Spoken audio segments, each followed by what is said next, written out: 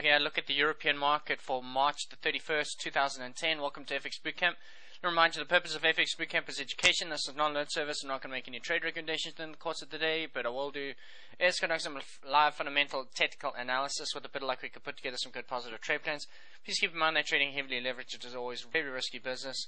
Occasionally this leverage will work for you. Unfortunately, more times than not, it's going to work against you. So please do not trade your hard-earned money until you have a good proven track record of success using your broker's demo. Great. Admin out the way.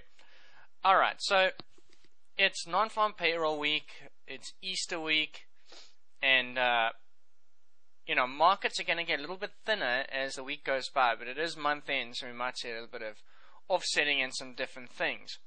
Alright, so I'm going to keep this video fairly brief, and let's move forward with it. This is the pound Swissy 4 hour. Now an observation here, okay?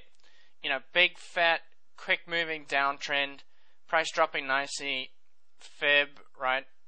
Lower low, lower high, lower low, big retracement, marginally lower low, right? Still making lower low, so the downtrend is still intact, but the fact it made a big retracement and barely made a lower low is noteworthy. Then fibs, right, a little higher low, then fibs, lower low, but hasn't really gone anywhere in the way of lower lows here for the better part of 2 weeks, folks. Alright, so it's like Johnny trying to knock down the brick wall, right? Little vandalist kid on the playground, and he tries to knock down the brick wall, tries to knock down the brick wall, and eventually he's like, you know what, this is too much work, I'm going to go do something else. Alright, and that's effectively what's happened here. Pound Swissy's tried to knock down the wall, and has failed to do so, and has now said, you know what, I'm going to go do something else. And as you can see, it's broken, all of these swing highs over the last week and a half.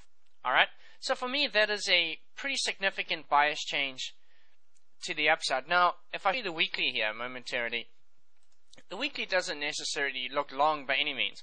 It simply, to me, looks like, we're potentially making a fib before we're going to try again to the downside. I've got no real reason to be fundamentally bullish on the pound or anything like that on any sustainable basis for the time being. So, this makes sense to me, pound being one of the big components, obviously, of pound Swissy, and then looking for continued downside. But what does it mean for us intraday? Well, Ray Charles can see that this is support now become resistance at around the 61.18 area. So, it's even more evident on the daily. But if we go back to the 4 hour, this is what I'd like to see now. Alright, because we've hit resistance, I'd like to see a fib of the move, right? A move fib, opposed to a swing fib. Alright, it's a little expression Chris Stevens coined at Bootcamp. So, what I'd like to see now is actually a retest somewhere in the region of this 160 area to 160.10 zone, sort of another 40 pips to the downside here, and then that sets up a nice continuation. Because if you're long there, alright, because here's the thing, if I zoom in one notch, if you get long in this zone, by the time it gets to even the fib to the downside, you're up like 40 pips, you don't really care. You move your stop to break even, you let it do its little shake and bake, and people try to short the fib and all this other stuff, right? And then it works itself out and you're in great shape, you just don't care about it, right? And then the target is the 4 hour 200 EMA at around 162. Okay, now, here's the thing, okay? If this tries to push off, if the 5 EMA comes up and this tries to push off the 5, which it's likely to do, then I think you're in danger of making a lower high here and then fibbing. You'll see that a lot, folks, and that, if this is your move up and you only make some shallow sort of 20% retracement, then what happens normally is you go and you make that little lower high. You see a reaction, then you make the lower high, then you make the real fib and continue. Okay?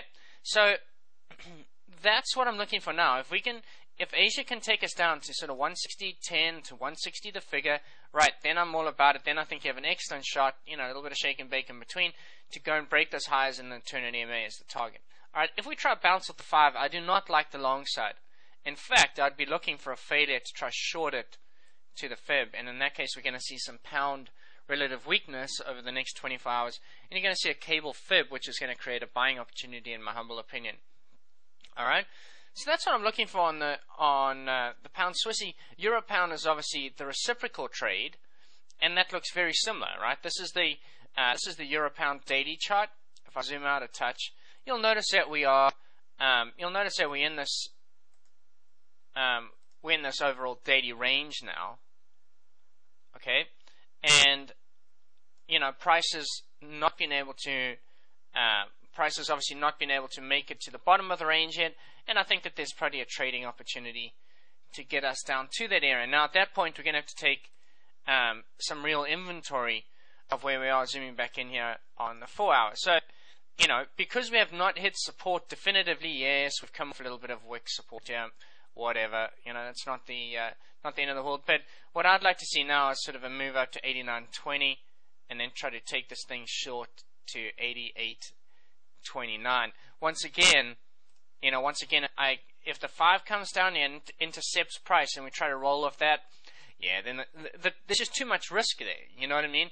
Trying to trade that to the short side, yes, I'm pretty confident that we're going to go down to 89.30, but that's too much risk. The risk reward is not good in that example, and I'd prefer to just wave that trade goodbye. So I don't want risk reward looking like that. I want risk reward that looks like this, right? Overwhelmingly in my favor, so that I can be wrong 5 times and still make money on one trade. So that's what I'm looking for. In this scenario, if it goes with the 5, it's too much risk, and that trade's just off the table for me. But if we were to get something back to sort of 89.20 to 89.30, I think that that's worthwhile, pushing down to this 88.30 area. And what that's going to do is it's going to set up, if we get this price action on the euro, pound, and pound Swissy, what that's going to do is it's actually going to set up a nice short on things like the euro yen, the euro dollar continuation.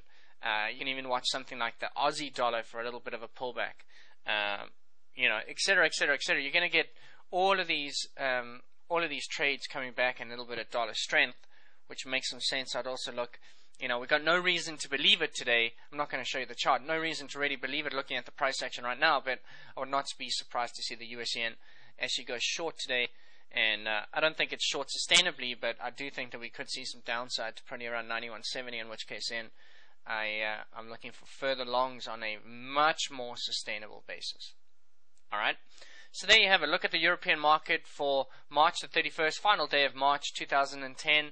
Please leave me some feedback, YouTube, our blog, FX Bootcamp, Facebook, whatever works for you. Thank you very much, folks, and we'll chat to you tomorrow.